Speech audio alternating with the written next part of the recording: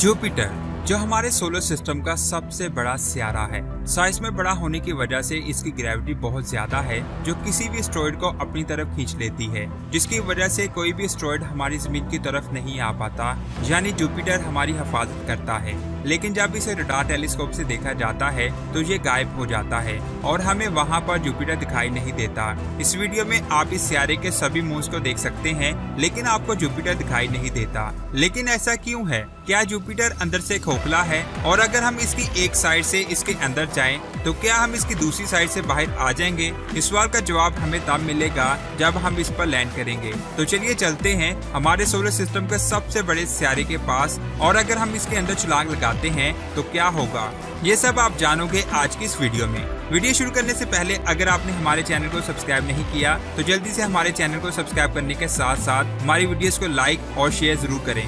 7 जनवरी 1610 को जब एक मशहूर साइंसदान गैलीलियो गैलीली ने अपने टेलीस्कोप को जुपिटर पर सेट किया, तब उसने जुपिटर के पास 4 मून्स को ऑर्बिट करते हुए देखा। इसका मास सूरज के मास का 1/1000वां हिस्सा है, लेकिन अगर हम सोलर सिस्टम में मौजूद सभी सितारों के मास को जोड़ते हैं तब भी जुपिटर का मास उनसे 2.5 गुना ज्यादा होगा। इसके अंदर 1300 जमीनें आसानी से आ सकती हैं। इसके बहुत बड़े साइज, ग्रेविटी और मैग्नेटिक फील्ड ने साइंसदानों का ध्यान अपनी तरफ खींचा, लेकिन इसे अच्छी तरह से स्टडी करने के लिए हमारा इसके करीब जाना बहुत जरूरी था, क्योंकि किसी भी चीज के बारे में अच्छी तरह से जानने के लिए उसे करीब से देखना बहुत जरूरी होता है। इसीलिए साइंसदानों ने उसे करीब से देखने की तैयारी शुरू की और फिर आखिरकार 18 अक्टूबर 1989 को गैलीलियो स्पेसक्राफ्ट को लॉन्च किया गया। इस स्पेसक्राफ्ट को खास तौर पर जुपिटर को डिटेल से स्टडी करने के लिए बनाया गया था। 7 दिसंबर 1995 को गैलीलियो स्पेसक्राफ्ट जुपिटर के ऑर्बिट में दाखिल हुआ। जुपिटर की पावरफुल मैग्नेटिक फील्ड के अंदर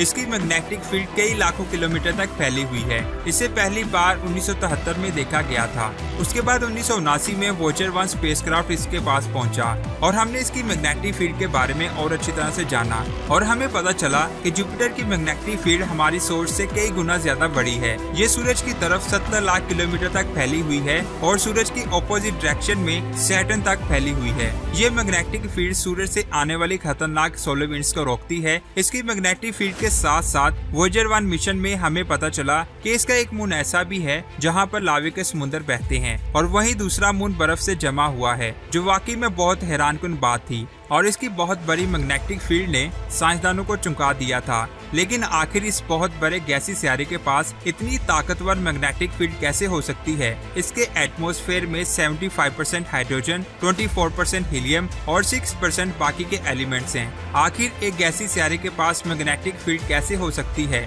किसी सितारे के पास मैग्नेटिक फील्ड तब होती है जब उसके पास एक कोर हो। हमारी जमीन के पास एक कोर है, जिसकी वजह से हमारे पास भी एक मैग्नेटिक फील्ड है। तो क्या इस गैस जायंट के पास भी एक कोर है? इसे जानना ही गैलीलियो स्पेसक्राफ्ट का मिशन था। सन 1995 में गैलीलियो जुपिटर के ऑर्बिट में दाखिल हुआ। इसके जरिए हमने जुपिटर के चारों मून्स आइयो, यूरोपा, गैनीमेड और कैलिस्टो को करीब से देखा। इसके जरिए हमने जुपिटर के और भी मून्स को देखा, और जुपिटर के पास 79 मून्स हैं। जुपिटर को जब करीब से देखा गया तो हमें इसमें चलने वाले रंगीन बादल दिखाई दिए, जिनसे जुपिटर बहुत खूबसूरत दिखाई देता है। लेकिन ये बादल देखने में जितने खूबसूरत लग रहे थे, अंदर से ये उतने ही खतरनाक थे। जुपिटर के बादल में दिखाई देने वाला ये स्पॉट असल में जुपिटर का सबसे बड़ा तूफान है, जो 350 सालों से मुसलसल चल रहा है और आने वाले कई सालों तक चलता रहेगा। इसकी रफ्तार 400 किलोमीटर फी घंटा है। ये तूफान साइज में हमारी जमीन से बहुत बड़ा है, जो 1 सेकंड में हमारी जमीन के टुकड़े टुकड़े कर सकता है। जुपिटर पर और भी कई छोटे छोटे तूफान आते हैं, जिनके बारे में साइंसदान आज भी स्टडी कर रहे हैं। सबसे बड़ा सितारा होने के साथ साथ हमारे सोलर सिस्टम का सबसे तेज रोटेट करने वाला सितारा भी है, जिसकी वजह से इसका एक दिन करीब 9.5 घंटों का होता है, और वहीं हमारी जमीन का एक दिन 24 घंटों का होता है।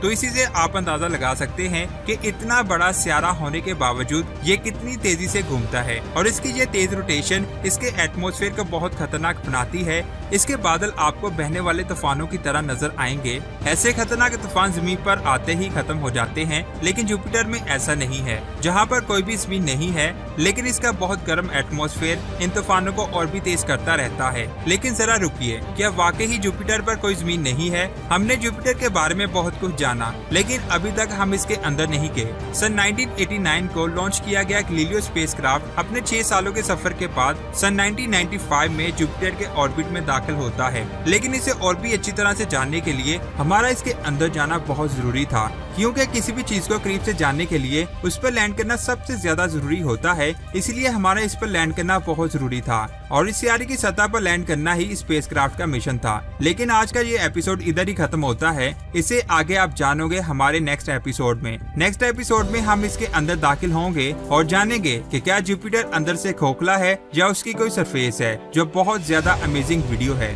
अगर आज की वीडियो आपको अच्छी लगी तो इसे लाइक करने के साथ साथ हमारे चैनल को सब्सक्राइब करके बेल आइकन को प्रेस करें। अपना बहुत सारा ख्याल रखें। खुदा हाफिज।